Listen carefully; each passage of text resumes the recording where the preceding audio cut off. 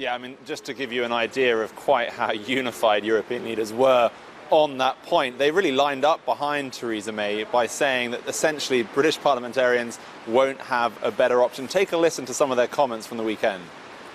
I'm totally convinced that this is the only deal possible. Those who do think, by rejecting the deal, that they would have a better deal, will be disappointed in the first seconds after the rejection of this deal.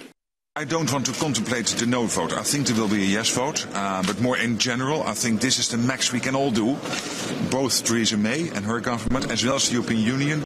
I hear a lot of people talking about better deals or alternative deals, and anyone can have a better deal or an alternative deal in their own minds. But an agreement 500 pages long that 28 member states can sign up to, nobody has that. So what's on the table is the only deal that's on the table. It's not now our concern, it's British concern. I think that is the final comment there from the Lithuanian President, Dalia Grybauskaitė, and it really sort of sets the tone from here in Brussels, which is this is essentially now Theresa May's problem to deal with. The parliamentary arithmetic is going to be a lot more challenging than the super qualified majority she needed inside the EU Council. She required just 20 out of 27 heads of state to approve this, and she got that very handily. Going forward now, Theresa May is trying to pitch this not only to British parliamentary members, but of course also the British public. She started that yesterday with a letter to the British public stating what she saw as the benefits of this deal, and of course will now be addressing her cabinet today, as well as potentially making another statement to Parliament. Here's how she framed it from here yesterday. The point that Jean-Claude Juncker was making, and that's been reiterated by others, was that if people think somehow there's another negotiation to be done, that's not the case. This is the deal. It's the result of what has been tough and difficult negotiations over a significant period of time.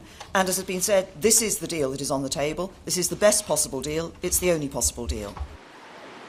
Pretty strong ultimatum from the British Prime Minister. So the question now going to be, are those calls going to come into constituency offices up and down the United Kingdom, putting pressure on lawmakers to essentially agree to this deal to avoid either no Brexit or indeed no deal at all?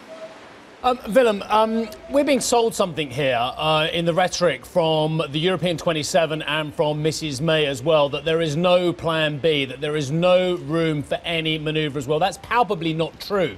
From really the fact that it clearly is the fact that if there's a no vote in Parliament on the first time this goes to the parliamentary vote and people want a few extra bits of morsels so they can go back and say we fought for a bit more, there's no way that this whole thing collapses on the back of a few tweaks here and there on plan A, or is there? Am I wrong?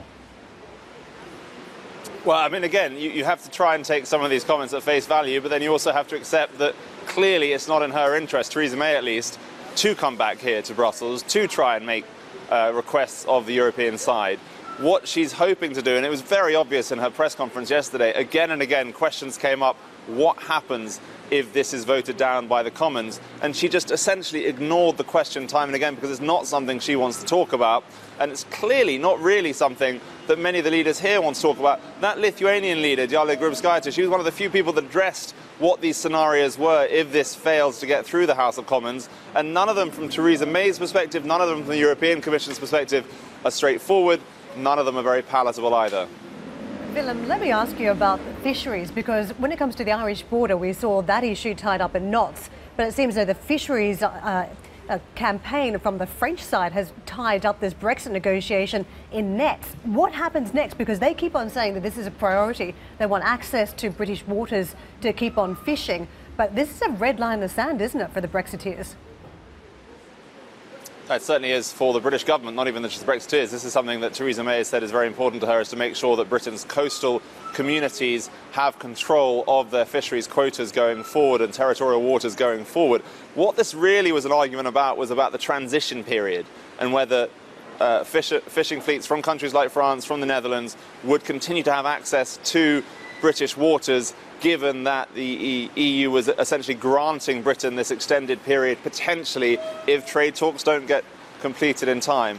granting them this extension period. So it was really a question around that, and it seems like the European side slightly stepped back from that and allowed the British to say, this is going to be better for us, we can sell this deal more easily based on you guys giving us this slight concession.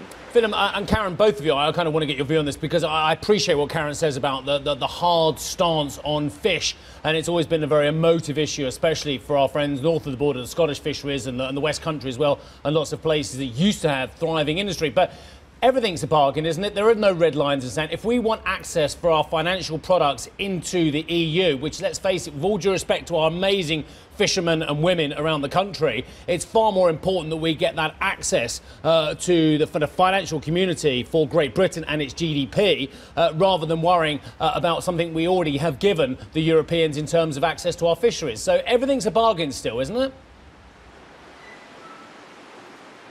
I think that's addressed to me, Steve. Yeah, I mean, in theory, nothing is agreed until everything is agreed. So there's a lot of give and take right up until the final deadline of these discussions. But of course, the challenge is that having now decided that they're happy with the withdrawal agreement, the European side have made it very clear they're unwilling to unpick some of the elements of that. So then we're talking much more about the future trading relationship.